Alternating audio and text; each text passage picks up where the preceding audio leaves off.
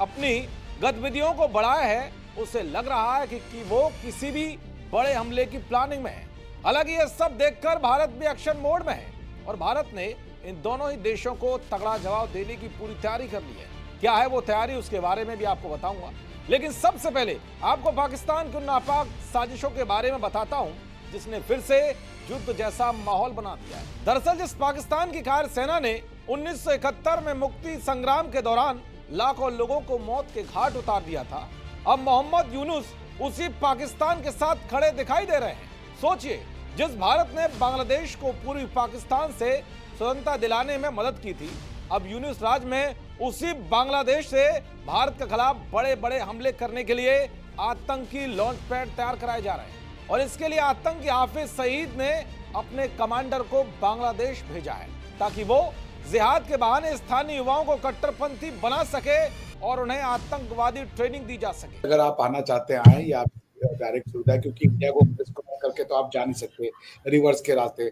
तो अब अभी फिलहाल जो मेरे दिमाग में आ रहा है वो रास्ता एक ही बनता है कि आप ऐसे बे ऑफ बंगाल से नीचे होते हुए इंडियन ओशन से होते हुए उसके बाद आप इंडियन ओशन में जो कराची पार्ट है वो वेस्ट पाकिस्तान में जाकर के आप वहां मर्ज हो जाए। बिकॉज आई डोंट थिंक कि पंजाब लैंडलॉक्ड है, पंजाब का कोई सी बॉर्डर तो होगा नहीं, तो ये मेरे ख्याल से फिजिबल नहीं है इतना लंबा ट्रेड रूट।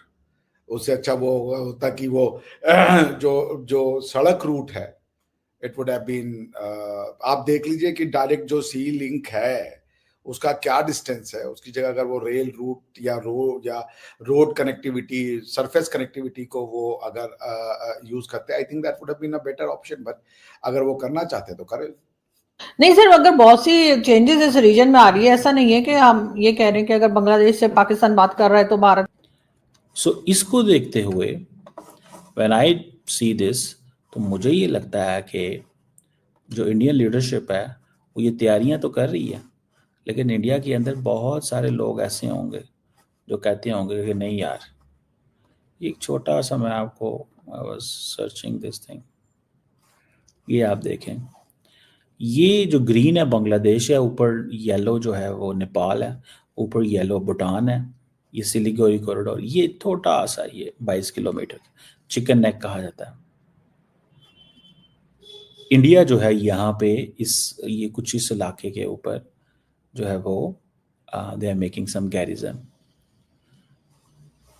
अब द क्वेश्चन रिमेन्स, जो बड़ा सवाल है वो ये है कि इतनी जो गैरिजन है इसमें कितनी फौज होगी। इंडिया जो है वो इतना वो लगा रहा है। अब इंडिया ये कहता है, आप आसियान समिट में जा रहे हैं, आप जो है वो साउथ कोरिया में खड़े हैं, सेउल में हर जगह आपने यही कहानी सुनानी है यार। अब तो मतलब सच बता दूं, मतलब एज ए पाकिस्तानी में कहूं, चलो यार ठीक है, आप कहते हो ना जंग हुई, लाजमी सी बात है नुकसान हुआ होगा ना, दोनों तरफ पे नुकसान हुआ होगा।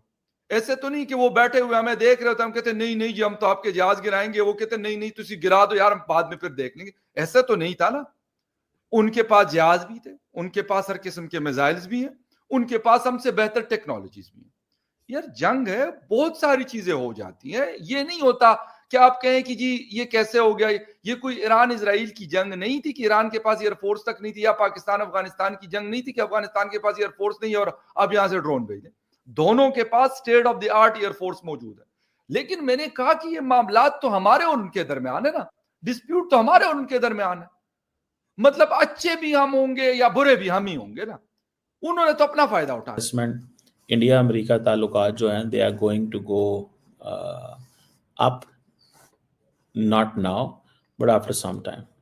उसकी वजह क्या? उसकी वजह ये है कि दोनों मुल्कों के अंदर पोटेंशियल है काम करने की आज। और दूसरी बात, एक और चीज भी है, द डेमोक्रेट्स जेलसली उन्होंने गार्ड किया है इसको, डेमोक्रेट्स ने जेलसली गार्ड किया है इस चीज को, इस ताल्लुक को, कि नहीं यार ये आप क्या कर रहे हैं, मतलब हमें इनसे इंगेज करने चाहिए था, हमें इनसे इंगेज करना चाहिए था, आपने इनके साथ क्या किया है?